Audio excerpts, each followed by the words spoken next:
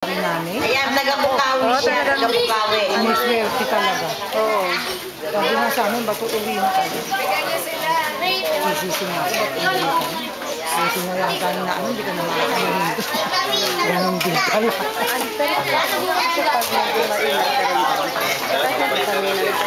Alam mo anak, maganda naman yung plano ng gano'n. Talagang nakakatinan sa pagkumanan na hindi kaya, gusto nila na talagang maganda ka na Hanggang nalimas na. Salamat at magandang lugar na makapuntahan mo. So nakita nyo na itong mga parents, mga teachers, parents na kasama namin.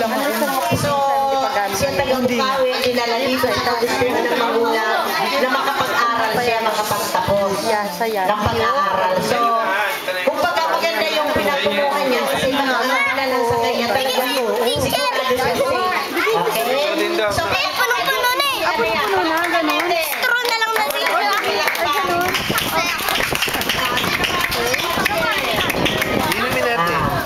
Ang makinig kayo yung mga estudyante. Wala daw straw. Ayan na, oh.